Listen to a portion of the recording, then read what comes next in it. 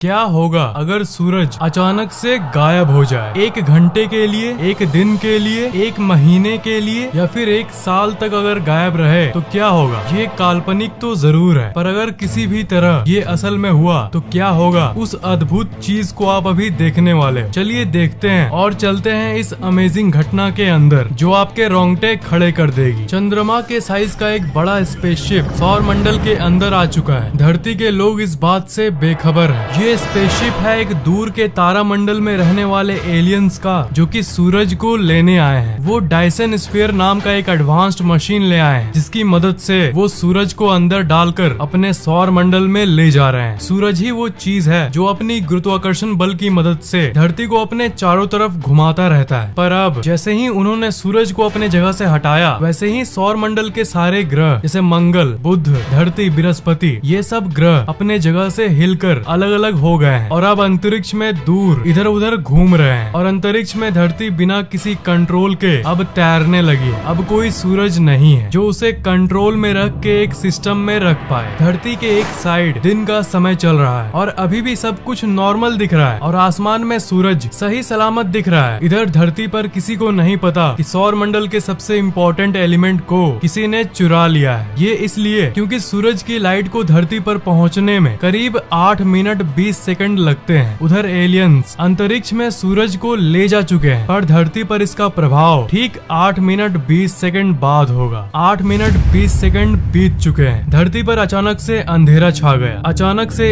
1 second के अंदर रात हो गई और आसमान के सारे तारे अब साफ साफ दिखने लगे हैं, क्योंकि सूरज का कोई लाइट नहीं बचा जो तारों को ढक पाए। चांद और बाकी ग्रहें भी दिखाई देना बंद हो चुकी है, क्योंकि जैसा कि आपको पता होगा चांद का अपना कोई लाइट नहीं है। सूरज का लाइट जब उस पर पड़ता है तभी हमें वो दिखता है, पर क्योंकि अब सूरज गायब हो चुका है इसलिए चांद भी नहीं दिख रहा। इस घटना का असर सबसे भयानक तरीके से पेड़ पौधों पर पड़ा है। सूरज की लाइट की हेल्प से पेड़ पौधे जिंदा रहते थे। एक प्रोसेस चलता था जिसे फोटोसिंथेसिस कहते हैं, पर जैसे ही सूरज गायब हुआ अब लाइट नहीं है, इसलिए पेड़ पौधे ऑक्सीजन नहीं प्रोड्यूस कर पा रहे हैं। अब 1 घंटे बीत चुके हैं। आधी दुनिया को समझ नहीं आ रहा कि आखिर ये हुआ क्या। जहाँ रात था वहाँ भी खबर पहुँच चुकी है कि धरती के दिन वाले साइड में भी रात हो चुकी है। पूरी दुनिया इस घटना से हैरान है। टेम्परेचर धीरे धीरे गिरने लगा है। धरती धीरे धीरे ठंडी होनी शुरू हो गई है, पर धरती के अंदर का जो कोर है उसके चलते धरती अभी भी अच्छी खासी गर्म है और ज्यादा फर्क नहीं पड़ा है। अब 24 घंटे बीत चुके हैं। सब कोई सूर्योदय की उम्मीद कर रहा है, पर सुबह के 8 बज गए पर अभी तक कोई सूरज नहीं निकला। गवर्नमेंट भी कुछ नहीं कर पा रही, क्योंकि ये घटना इंसानों के हाथ में नहीं है। अब तापमान 8 डिग्री सेल्सियस तक नीचे गिर गया है। कुछ पेड़ पौधे और जानवर अचानक से बदलते इस मौसम के चलते कमजोर होना शुरू हो गए। सारा सिस्टम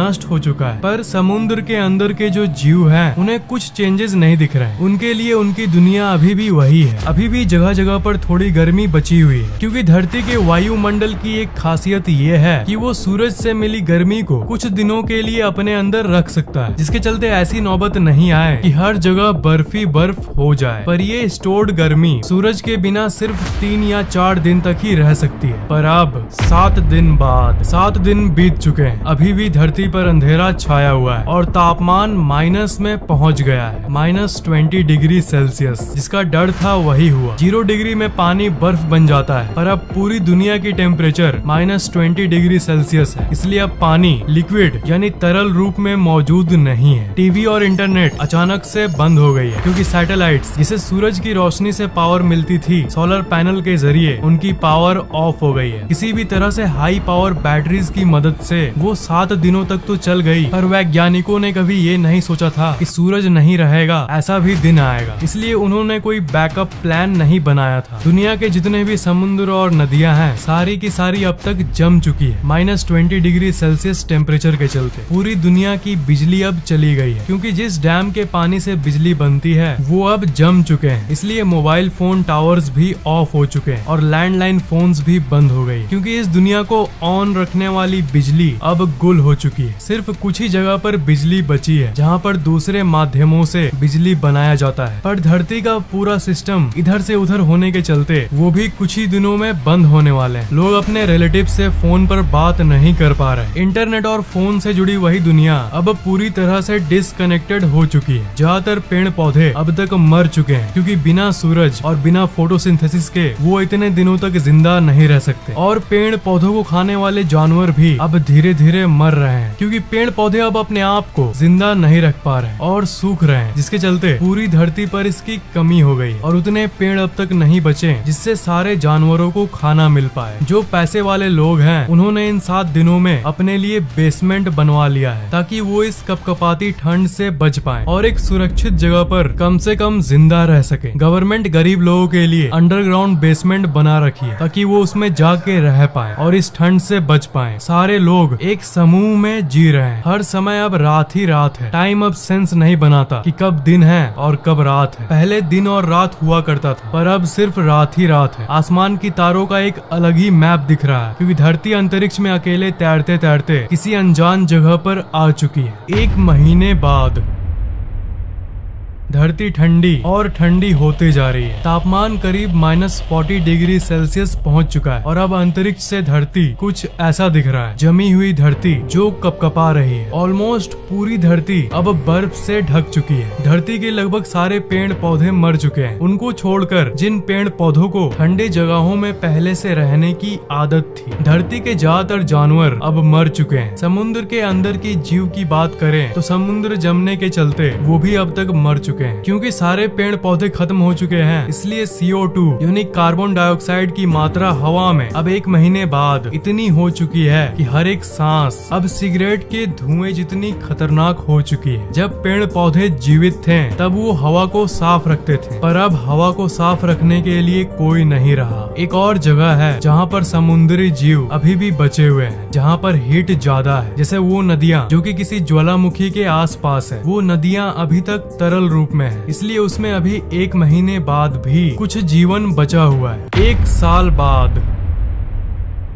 जो जीवन बचा हुआ था वो अब तक खत्म हो चुका है क्योंकि सारे वोल्केनो इस अनइमेजिनेबल ठंड के चलते निष्क्रिय हो गए हैं, जिसके चलते जो समुद्र जमे नहीं थे वो भी अब जम चुके हैं सिवाय एकाध को छोड़कर। धरती पर ठंड इतनी बढ़ चुकी है कि अब कोई जानवर धरती पर मौजूद नहीं है। धरती की पूरी सतह पर जो बर्फ की लेयर थी वो अब हजारों गुना मोटी हो गई। शहरें अब कुछ ऐसी दिख रही है। सारे बिल्डिंग्स बर्फ में जमे हुए हैं और बड़ी बड़ी बर्फ की चट्टानें यहाँ वहाँ फॉर्म हो गई है। पर आश्चर्यजनक तरीके से एक जगह बची हुई है जहाँ जीवन अभी भी है। अब सिर्फ एक ही जगह है जहाँ जीवन अभी भी चल रही है, वो है समुद्र के सबसे गहरे पार्ट में। वही एक जगह है जहाँ पर धरती के कोर से उसे ताप मिल रही है, जिसके चलते अभी भी वहाँ पानी बचा है और जिंदगी मौजूद है। और इसके साथ साथ जितने लोग हो सके उतने लोग साउथ पोल, नॉर्थ पोल की तरफ चले गए क्योंकि वो धरती के उस पार्ट में मौजूद है जहाँ बहुत सारा जियोथर्मल एक्टिविटी है। मतलब धरती के कोर से उसे हीट मिलती है, जिसके चलते धरती के उस पार्ट पे हल्की सी गर्मी मौजूद है। 1000 साल बाद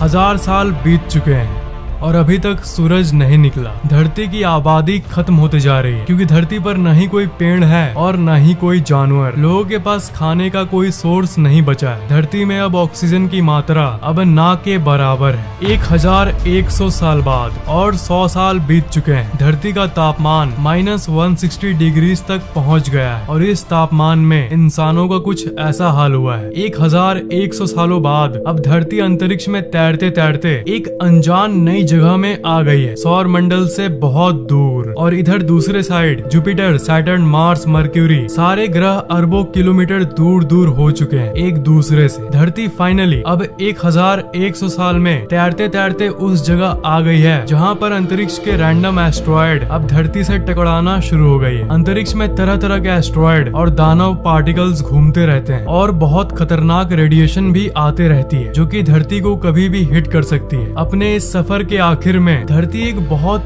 तेजी से आती हुई एस्ट्रॉयड से टकरा गई है और अब सब कुछ खत्म हो गया।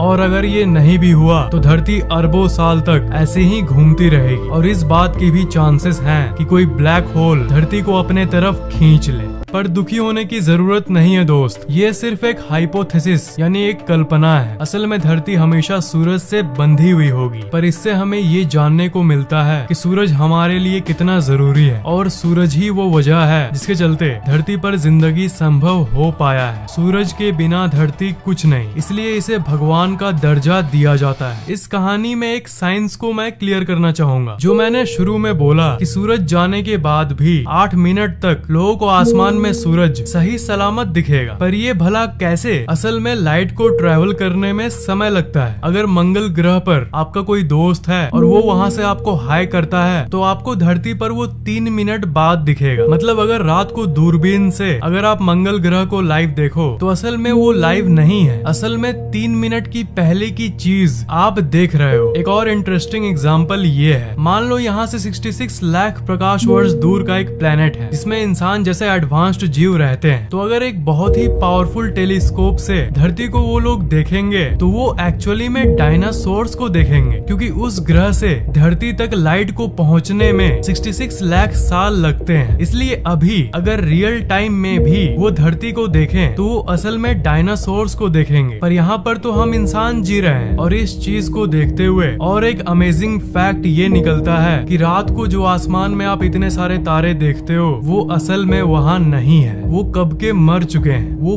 पास्ट है, वो अरबों खरबों प्रकाश वर्ष दूर के तारे हैं। इसलिए आज से 1 अरब साल पहले जो था तब का लाइट हमें अभी जाके पहुंचा है, क्योंकि लाइट को पहुंचने में इतना समय लगा है। इसका मतलब अरबों साल पुरानी चीज को हम अभी देख रहे हैं। अभी इस मोमेंट में एक्चुअल में इस समय में वहाँ क्या होगा ये कोई नहीं जानता। जो आप देख रहे हो सब पास्ट है। आसमान में शाम के वक्त जो आप लाल सूरज देखते हो वो असल में 8 मिनट पहले का दृश्य आप देख रहे हो। आप लाइव सूरज को देखते हुए भी लाइव सूरज को नहीं देख पाते। बड़ी अमेजिंग बातें हैं ये, इज़न्ट इट? ये वीडियो आपको कैसा लगा नीचे कमेंट जरूर करना, लाइक और शेयर जरूर कर देना। और अगर आपने अभी तक इस चैनल को सब्सक्राइब नहीं किया है तो सब्सक्राइब जरूर कर लेना, और अगर अभी तक घंटा नहीं दबाया है तो उसे भी दबा देना।